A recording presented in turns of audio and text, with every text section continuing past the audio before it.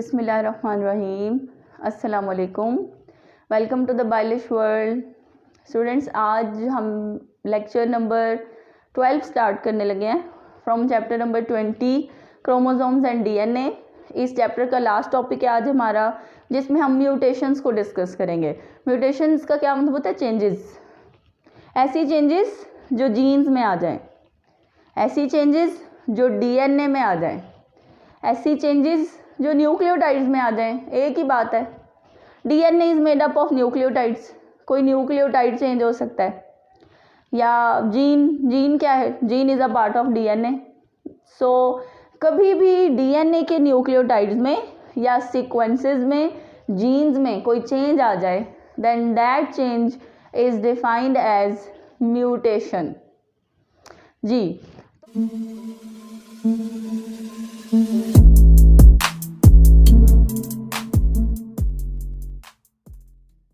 तो स्टूडेंट्स, हम बात करने लगे हैं म्यूटेशंस की।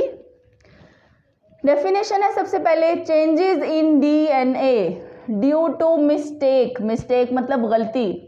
इन रेप्लिकेशन, जब डीएनए की रेप्लिकेशन हो रही होती है ना, इसी चैप्टर में कुछ लेक्चर्स पीछे हमने रेप्लिकेशन ऑफ डीएनए डिस्कस किया था, और उस रेप्लिकेशन में हमने पढ़ा था कि दो स्ट्रैंड्स डीएनए के सेपरेट हो जाते हैं, फिर एक लीडिंग स्ट्रैंड बनता है, एक लैगिंग स्ट्रैंड बनता है। उसके अंदर प्रूफ रीडिंग के लिए एंजाइम्स भी होते हैं जो ये चेक करते हैं कि कोई न्यूक्लियोटाइड गलत तो नहीं लग गया। लेकिन अल्लाह ताला का हुक्म जब हो तो उन प्रूफ रीडर्स के बावजूद भी न्यूक्लियोटाइड गलत लग जाता है। सो मिस्टेक मतलब गलती रेप्लिकेशन के दौरान भी हो सकती है। और damage to the genetic message, या फिर जेनेटिक मैसेज जो आया था मैसेंजर आरएनए की फॉर्म में, वो डैमेज हो गया हो किसी तरह। इतनी खतरनाक रेडिएशंस हैं, सनलाइट, अब तो सोलर रेडिएशंस भी खतरनाक हैं, स्किन कैंसर्स हो जाते हैं लोगों को।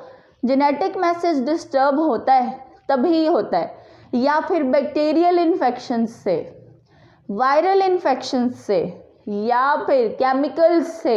ये जो हमारी फैक्ट्रीज में से, इंडस्ट्रीज में से खतरनाक केमिकल्स निकलते हैं, वो भी जेनेटिक मैसेज के अंदर म्यूटेशंस कॉज कर सकते हैं। कोई एक्सपायर्ड मेडिसिन या कोई ड्रग्स लेने से भी म्यूटेशंस हो सकती हैं। So damage to the genetic message cause mutations. अब म्यूटेशंस जो है ना स्टूडेंट्स, वो सेल्स की बुनियाद पे दो तरह की हैं। हमारी बॉडी में दो तरह के सेल्स हैं, एक जिनसे हमारी पूरी बॉडी बनी हुई है, जो मियोसिस नहीं कर सकते, उन्हें हम सोमैटिक सेल्स कहते हैं। जैसे हमारे skin cells, smooth cells, cardiac cells, इस तरह के सेल्स जिनसे हमारी बॉडी बनी हुई है। और ऐसे सेल्स जो सिर्फ माइटोसिस कर सकते हैं, मियोसिस नहीं कर सकते, जिनके अंदर जेनेटिक मेकअप के अंदर वेरिएशन नहीं आ सकती, जिसमें क्रोमोसोम नंबर हाफ नहीं हो सकते, इस तरह के सेल्स क्या कहलाते हैं? Somatic cells. Somatic cells are also named as body cells, जिनमें मियोसिस नहीं होती, सिर्फ माइटोसिस होती है। और दूसरे सेल्स कौन से होते हैं? Germ cells. जर्म सेल्स ऐसे सेल्स हैं जिनमें मियोसिस होती है और जो गोनेड्स में पाए जाते हैं। गोनेड्स क्या? फीमेल्स के पास ओवरीज और मेल्स के पास testis.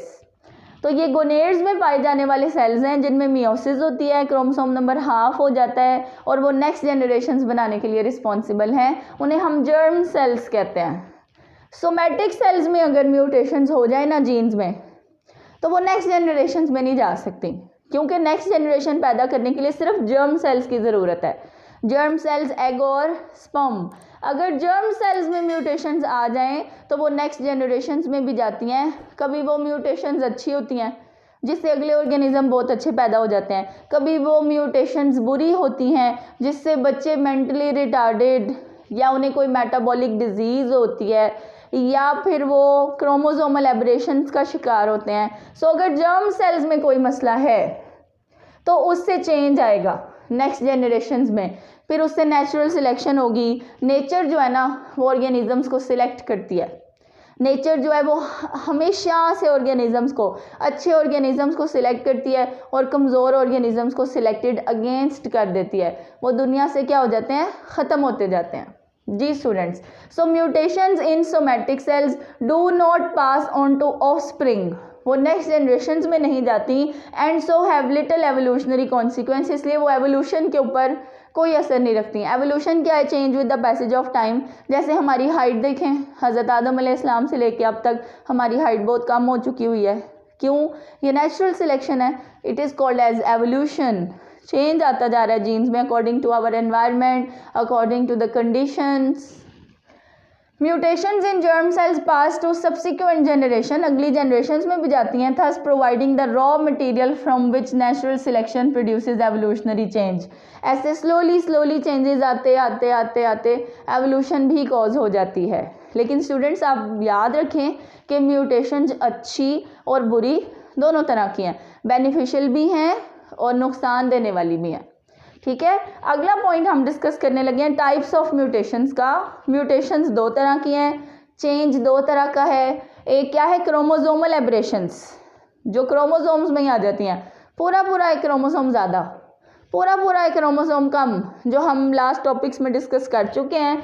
Chromosomal aberrations are called as mega changes, बड़े चेंज हैं, which involve presence of an extra chromosome, कभी कोई क्रोमोसोम ज़्यादा, जैसे हमने डिस्कस किया था क्लाइनफेल्टर सिंड्रोम, XXY, इनके पास एक एक्स क्रोमोसोम क्या है? ज़्यादा है। एंड लॉस ऑफ क्रोमोसोम, फिर हमने डाउन सिंड्रोम डिस्कस किया था XO, इसमें पूरा ही एक सेक्स क्रोमोसोम क्या है? कम है। सो इस तरह की जो बड़े चेंजेस होते हैं इन्हें हम कहते हैं chromosomal aberrations from diploid number of chromosome. And changes like deletions, कभी कभी ऐसा होता है कि जीन का एक हिस्सा डिलीट हो जाता है। ठीक है, कभी कभी ऐसा होता है कि जीन का छोटा सा हिस्सा एक्स्ट्रा होता है, ऐड हो जाता है, जिसे इंजर्शन कहते हैं। कभी कभी इन्वर्जन हो जाती है, जीन का एक हिस्सा एक जगह से उठ के दूसरी जगह पे चला जाता है in the parts of chromosome. ये दोनों तरह की चेंजेस क्या कहलाती हैं? Chromosomal aberrations. बड़ी चेंजेस हैं, पूरी जीन डिलीट, पूरी जीन ऐड, पूरी जीन अपनी जगह से उठ के दूसरी जगह पे चली गई है। ठीक है, तो ये भी चेंजेस क्या कहलाती हैं? Mega changes, chromosomal aberrations. ये दो एग्जांपल स्टूडेंट्स आपने डिस्कस किए हुई हैं, क्लाइनफेल्टर सिंड्रोम, ये एग्जांपल मैंने यहाँ लिखी, और डाउन सिंड्रोम। इनके पास एक एक्स्ट्रा क्रोमोसोम प्रेजेंट है, इनके पास एक क्रोमोसोम एब्सेंट है डिप्लॉयड नंबर ऑफ क्रोमोसोम से। सो दूसरी तरह की जो म्यूटेशंस हैं वो है पॉइंट म्यूटेशंस, एक न्यूक्लियोटाइड खराब। ठीक है, जैसे एक डिजीज़ है सिकल सेल हीमोग्लोबिन, ये भी स्टूडेंट्स हम जो है ना वो पहले डिस्कस कर चुके हैं, आज दोबारा इस पे बात करते हैं। Haemoglobin is made up of 2 alpha and 2 beta chains. Haemoglobin क्या है? एक प्रोटीन है जो कि हमारे ब्लड में ऑक्सीजन को कैरी करने का काम करती है, ऑक्सीजन को ट्रांसपोर्ट करने का काम करती है। हीमोग्लोबिन एक ग्लोब्यूलर प्रोटीन है जो कि ऑक्सीजन को क्या करती है? रिसीव करती है और बॉडी के हर सेल तक पहुंचाती है। सो हीमोग्लोबिन जो है उसमें 574 अमाइनो एसिड्स हैं, और इन अमाइनो एसिड्स को बनाने की इंफॉर्मेशन कहाँ से आई? डीएनए से आई। डीएनए के पास क्या होते हैं? न्यूक्लियोटाइड्स। वो न्यूक्लियोटाइड्स इंफॉर्मेशन देते हैं, तो अमाइनो एसिड्स आपस में जुड़ते हैं और उनसे प्रोटीन्स बन जाती हैं, जैसे हीमोग्लोबिन बनी। तो अगर 574 अमाइनो एसिड्स में से एक अमाइनो एसिड भी डिस्टर्ब हो जाए ना, जैसा कि ग्लूटामिक एसिड की जगह क्या लग गया? वेलिन। ग्लूटामिक एसिड को रिप्लेस किसने कर लिया है? वेलिन ने। ग्लूटामिक एसिड लगना चाहिए था, लेकिन अमाइनो एसिड कौन सा लग गया? वेलिन। तो ये जो ग्लोब्यूलर हीमोग्लोबिन थी ना, गोल ऐसे, ये सिकल्ड हो जाएगी, ऐसे नोकीली हो जाएगी। अब ये ऑक्सीजन पकड़ने की एबिलिटी नहीं रखती। सिर्फ एक अमाइनो एसिड चेंज होने से इसकी काम करने की एबिलिटी क्या हो गई है? ख़त्म हो गई है। सो ये एक पॉइंट म्यूटेशन है। इसमें क्या होता है? अमाइनो एसिड ख़राब हुआ है। अमाइनो एसिड क्यों ख़राब हुआ? डीएनए ने जो मैसेज भेजा था उसमें एक न्यूक्लियोटाइड ख़राब था।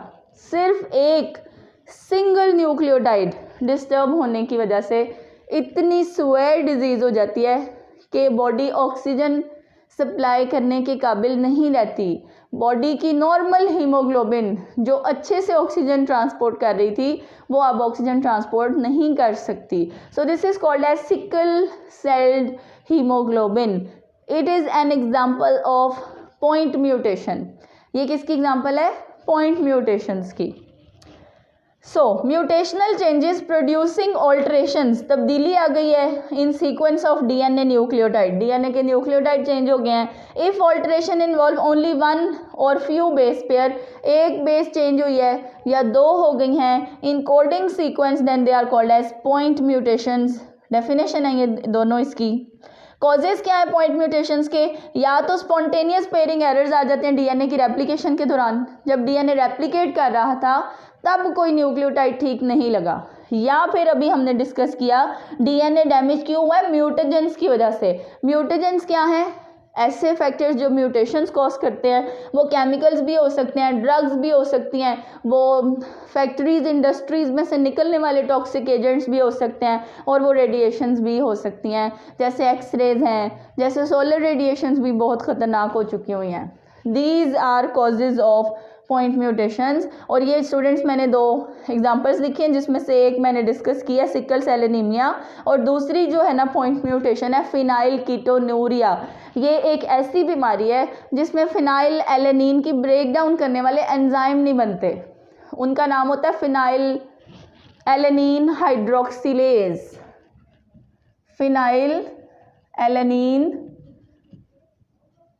हाइड्रोक्सिलेज।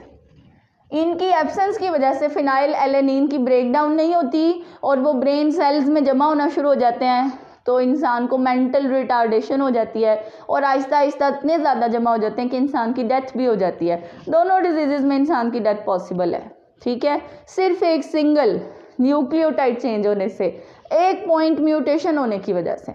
जी तो स्टूडेंट्स यहाँ पर जो है ना वो हम टाइप्स ऑफ म्यूटेशंस को ऐसे जीन्स के थ्रू शो करने लगे हैं। देखिए नो म्यूटेशन ABC, ये जीन है हमारे पास जिसके पास एक मैंने डीएनए का एक सेगमेंट बनाया है जिसमें 3 जीन्स हैं, एक है A जीन, एक है B जीन, एक है C जीन, इसमें कोई म्यूटेशन नहीं आई। सो normal B protein is produced by B gene. So normal protein produce हो रही है, जब डीएनए में कोई चेंज नहीं आया तो प्रोटीन में भी कोई चेंज नहीं आया। सेकेंड है जी पॉइंट म्यूटेशंस, बेस सब्सटीट्यूशन। ये देखें ये रेड में मैंने एक न्यूक्लियोटाइड चेंज कर दिया, एक बेस क्या कर दिए, चेंज कर दिया, नाइट्रोजीनस बेस, ठीक है। एक न्यूक्लियोटाइड चेंज होने की वजह से बी प्रोटीन इज इनएक्टिव, ये जो बी वाली जीन से प्रोटीन बननी थी ये इनएक्टिव होगी because changed amino acid disrupt function. जैसे हीमोग्लोबिन जो है ना, एक अमाइनो एसिड चेंज होने की वजह से उसने फंक्शन ही बंद कर दिया, बिल्कुल इसी तरह यहाँ पर भी एक अमाइनो एसिड चेंज होने से फंक्शन ख़त्म हो जाएगा। अगला है जी इंजर्शन। इंजर्शन में देखें एक पूरा सेगमेंट जो है वो डीएनए के अंदर ऐड हो रहा है, यहाँ पे भी क्या होगा, B protein is inactive because inserted material disrupts the proper shape. इससे भी क्या होगा, प्रोटीन की शक्ल बदल जाएगी क्योंकि न्यूक्लियोटाइड्स को पता नहीं कहाँ से उठ के आए हैं और जीन के अंदर इंजर्ट हो गए हैं। इसी तरह डिलीट, बी जीन में से न्यूक्लियोटाइड्स डिलीट हो जाएंगे तो भी बी प्रोटीन इनएक्टिव होगी, वो प्रॉपर शेप में नहीं बन सकेगी। चेंजेस इन जीन पोजीशंस, कभी कभी जीन्स अपनी पोजीशंस भी चेंज करती हैं, जैसा कि ट्रांसपोजिशंस, इन्वर्जन्स। जीन जो है ना वो एक देखें, बी वाली जीन सी की जगह चली गई और सी वाली जीन बी की जगह चली गई। यहाँ पर जीन को तो कुछ नहीं हुआ, यहाँ पे प्रोटीन बन रही है लेकिन वो सही वक्त पर और सही क्वांटिटी में नहीं बन सकेगी। बी जीन और बी प्रोटीन में भी रेगुलेटेड डिफरेंटली, जाहिर बात है कुछ ना कुछ तो फर्क पड़ेगा because of change in gene position. तो प्रोटीन को कुछ नहीं होगा, प्रोटीन वैसे ही बनेगी लेकिन उसकी टाइमिंग और बॉडी को रिकॉग्नाइज करने में जो है ना वो थोड़ा सा मसला हो जाएगा। क्रोमोसोमल रीअरेंजमेंट, ये देखें ए और सी इधर है और बी जो है ना वो वहाँ अपनी बी जीन एक क्रोमोसोम से उठ के दूसरे क्रोमोसोम के पास चली गई है, तो यहाँ पर भी क्या होगा, बी जीन में भी इनएक्टिवेटेड, बी जीन या तो काम ही नहीं करेगी या फिर वो डिफरेंटली काम करेगी, सही वक्त पे नहीं इस्तेमाल हो सकेगी, तो बॉडी के फंक्शंस को क्या करेगी, अफेक्ट करेगी। तो ये क्या है, म्यूटेशंस की टाइप्स हैं। पॉइंट म्यूटेशंस में base substitutions, insertion, deletion, transposition, chromosomal rearrangement. So आज जो है वो हमारा चैप्टर नंबर 20 अल्हम्दुलिल्लाह ख़त्म हो गया है। फर्दर लेक्चर्स के लिए चैनल को सब्सक्राइब करें। थैंक यू, अल्लाह हाफिज़।